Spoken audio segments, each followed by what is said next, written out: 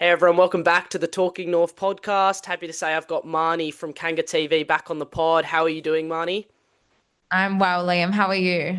I'm great. I'm actually really looking forward to this game, to be honest. I think our performance against Collingwood was really promising. Melbourne at Marvel, I've got a good feeling about it. How about yourself? What are you thinking going into this clash? It's funny because the last time we spoke, it was ahead of the Adelaide game, and I think we were both feeling pretty good and pretty optimistic about what North could do and how that game could play out. And it ended up being just a disaster in the second quarter. So I'm a bit scared to jump the gun again, but I do agree with you. I am feeling pretty good about this one. Melbourne have had a great year and they've won 11 games for the year, but nine of those have come at the G. So they've only won two games for the season away from the MCG. We know what happened in round two last year at Marvel, and I feel comfortable with our performance against Collingwood that we can back it up after an 8 day break, and hopefully we can catch the D's under the roof. Yeah, I agree with everything you've just said. I think Melbourne's game suits the MCG so much, but they have struggled a bit at Marvel this year. The only win they've had at Marvel this year was against West Coast, and then they had a game against the Bulldogs where they played okay, but their style of footy is much more suited to the MCG, and obviously we're 7-2 at Marvel this year, so I think we can use this advantage that I reckon in past years we haven't had at Marvel to our advantage. And obviously, last time we played them here was one of our best performances in recent years. I think, in saying that, there are definitely some key pillars at Melbourne that could completely take this game away from us. The form of Max Gawn and Cozzy Pickett in 2026 has been scintillating, to say the least. How do we stop Max Gawn and Cozzy Pickett, do you reckon? Well, I think Tristan Cherry's performance against Collingwood was probably the best we've seen of him just about all year. It's the fittest he had looked. It was the most dominating he had looked in the ruck, not just around the ground. So I think if there were ever an opportunity for us to get Sherry a big game to get him back into form, then maybe this would be the one. I'm most confident now in his ability to match it with Max, and I would have been previously all year.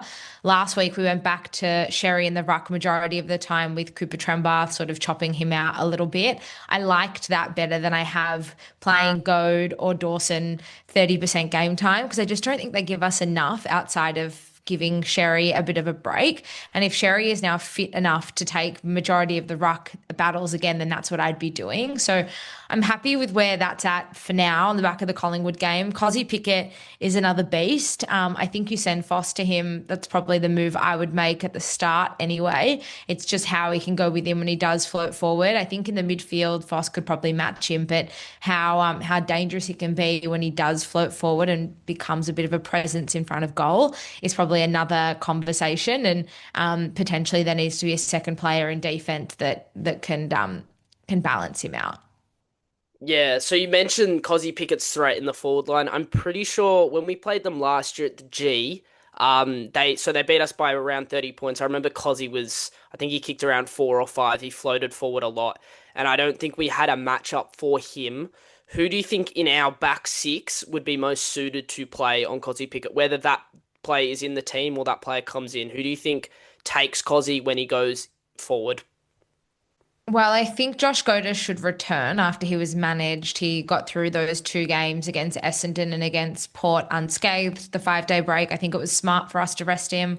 Don't want to risk him. I would expect him to come back into the side with Blamires having to go out with concussion. I think he'd probably be one. I'd just throw him in the deep end, and I think that's the kind of role we're going to want him to play long term. So I think why not do it from the get go and see what he's made of. Maybe Luke McDonald can help out as well. I think Luke McDonald's lockdown skills are not bad. And I think if you had a couple of players sort of aware of his presence, potentially they could all combine and then, stop Cozzy, hopefully. Yeah, it's I think Cozzy and Gorn make the difference in this game. I think in games that they've lost this year, they've both been quiet, but in the 11 games that they've won, they've been two of the best players on the ground. And although they are a great team this year and they are fairly well rounded, I think these two are two of the most important players for a team in the AFL in terms of their impact on a result. So very interesting to see how we go about it. Another player I haven't mentioned that's actually in incredible form, is Jacob Van Rooyen. Do you think Aiden Core is the likely matchup for him in Melbourne's forward line? I think so. Who are their other tall forwards? I think Fritsch and maybe Petty were both expected to return as well. Yeah, they look like I know they'll the be in team this will drop week. soon. Yeah, so there's a few potentials there. I think Aidan Corr played one of the best games of his career against Collingwood. I thought he was outstanding, and I'm a big Aidan Corr fan, and probably more positive about him as a whole than others. But I just think the synergy that he and Charlie Comben have at the moment over the last 3 weeks have been epic. And I don't think that either of them were at fault for the result against Collingwood on Friday night or even the week before. I think it makes most sense, at least to start him there. And then just sort of allow Charlie a bit of an opportunity to float if and where needed. And then maybe play on, I don't know, maybe a Petty if Petty plays forward. Yeah, I can see Core on Van Rooyen and Comben on Petty with, I think, one of our smaller defenders like a Goda or McDonald can take the Fritsch matchup. Looking outside of just players that can damage us on the scoreboard and throughout the game, I think going into this game, the biggest threat is D50 to forward 50 transition from a Melbourne perspective because we look at the Collingwood game last week and that's how we lost it. Two goals from kickouts in the first quarter absolutely killed us after those Larky misses. And the ease at which Collingwood transitioned from D50 to forward 50 was, in my opinion, the biggest concern from that game. And coming up against a Melbourne team who like doing that, what do you think we need to do to prevent that? Do we need to play a little bit more man on man? Do we stick with the zone and just trust that our midfielders, run back a little bit better? What are your feelings about the potential D50 to forward 50 threat that Melbourne have? Definitely agree with you. And I think that is absolutely the reason why we lost the game. That and our inaccuracy in front of goal combined just absolutely killed us. I think our defense as a whole just needs to be better. We had some good contributors in the midfield, but while George Wardlaw's not there, and George Wardlaw is the bull, he is the defensive pillar for us in the midfield. And without him there, I think there is a gaping hole. Sheasel had 9 tackles, and that was great, but we saw LDU was well held out of the game, couldn't have an impact, and Collingwood just moved the ball so freely and so easily from one end of the ground to the other, particularly in that first quarter. So I think it's got to be a bit of column A, a bit of column B. I think everyone does need to be responsible for their man, know who their man is, and make sure they're held accountable. If they're someone that's able to move the ball through the corridor down the ground really quickly and really easily. But I just think as a whole, we've got to be better. We've got to tighten up. We've got to want it more, and we have to be more ferocious. I don't think we can afford another team the luxury to move the ball so easily from one end of the ground to the other because we've seen it happen to us once already and it completely killed us. So I don't think we can let it happen again. We have to learn from the mistake of the Collingwood game last week and just tighten up around the ground for sure. Yeah, absolutely. I think it'll show maturity in the group if we can take what damaged us so much in a previous game and fix it. I think it'll be a really big telling sign that we can from one week to the next really improve on one facet of the game. And I'm hoping with an 8-day break we really looked into that. I heard that from Charlie Comben on the 200 Plus podcast. He talked about how brutal Clarko was in the match review, which I was really pleased to hear. I think we're not pleased with these honorable losses anymore, and I think the fact that we're dissecting these losses as harshly as Clarko seemingly did is really important, and I'm hoping 8-day break, bit of fire in the belly after a devastating loss, we can come out and jump a Melbourne team who I doubt they will be, but they might have a little bit of arrogance, a little bit of, oh, this is an easy win, we're in the top 6. I'm hoping we can jump them, and I think we can. Going back to team changes, so as we record, they're about to come out. With Blumeyers out with concussion, who do you think comes in for him, and do you think there will be any other changes? So I think Goda's the obvious one to come back. And I probably would only make that one change. I'm sure there's people who would disagree with that. But I just think the balance was really good in the team last week. And I really liked the mix that we had. I guess you could make a case for the forward line to be changed a little bit. That would be the only one. I didn't mind Whitlock's game. I thought he positioned himself well. He presented well at the footy, but inside the forward 50, he wasn't really as damaging as we need him to be. Plenty of names in there, but I would probably just stick to the one change for this week. What do you think we're going to do? Yeah, I'd have to agree with you on minimal changes. You mentioned a lot that you like want continuity and want the same group of players going into a game, especially after a good performance. So I'd say yeah, Blamires will be the only out. It's whether or not Goda's the in. I have a feeling that Bailey Scott is gonna come in this week.